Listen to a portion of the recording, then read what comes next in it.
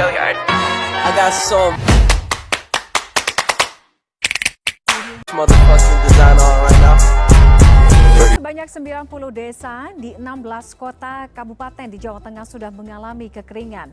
BPBD Jawa Tengah menyatakan jumlah wilayah yang mengalami krisis air akan bertambah di puncak musim kering pada Agustus dan September. Dari 90 desa yang mengalami kekeringan, hampir sepertiga atau 26 desa berada di Kabupaten Grobogan, sementara 54 desa selebihnya tersebar di 15 kabupaten kota lain seperti Rembang, Blora, Cilacap, Pemalang, Brebes, Demak, Klaten, dan Semarang. Sejauh ini bantuan air bersih 2.745 juta liter sudah dikirim ke wilayah tersebut melalui kantor BPBD Kabupaten Kota, PMI, Basnas, dan juga pihak swasta. Meski semua kabupaten kota memiliki cadangan air, namun BPBD Jawa Tengah mengimbau semua pihak melakukan penghematan pemakaian air.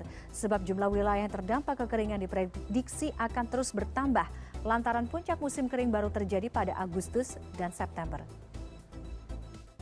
Di puncak musim kemarau, tentunya penambahan akan terjadi. Hanya saja dari data kami dari kabupaten kota, itu ketersediaan sumber air bersihnya ada. Tinggal nanti pendistribusiannya, tentunya pendistribusiannya sesuai dengan permintaan masyarakat. Assalamualaikum warahmatullahi wabarakatuh. Saya Julia Rahmawati dari kelas 10-8, absen 20, ingin menjelaskan tentang adanya kekeringan di sosial. Jadi, asal-usul dari kekeringan merupakan salah satu bentuk bencana hidrometeorologi. Menurut Jayawardena, bencana hidrometeorologi itu bencana yang diakibatkan oleh kondisi meteorologi dan kondisi hidrologi, seperti angin puting beliung, badai, banjir, kekeringan, dan hujan ekstrim, atau hujan dengan intensitas tinggi dalam waktu yang singkat.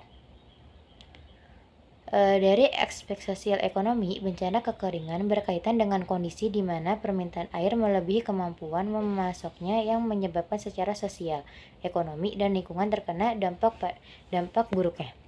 Iklim dan curah hujan sangat menentukan ketersediaan air di suatu tempat dalam memenuhi kebutuhan air bagi kelangsungan hidup di tempat tersebut. Menurut para ahli, dampak perubahan iklim menjadi isu strategis karena persoalan ini dapat mengancam kepentingan nasional suatu negara.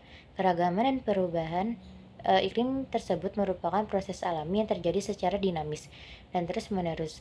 Hal ini membawa pengaruh negatif terhadap lingkungan yang mengakibatkan dampak pergeseran pola curah hujan, besaran curah hujan, dan perubahan temperatur udara.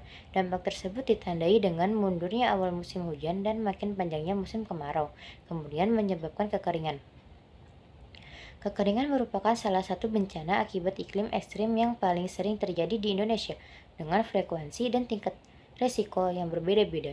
Kekeringan dikategorikan sebagai fenomena bencana alam yang kompleks dan terjadi perlahan-lahan.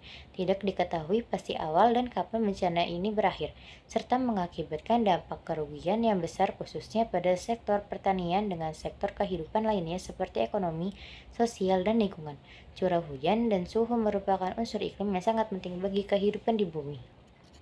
Contoh-contoh dari cara mencegah adanya kemarau,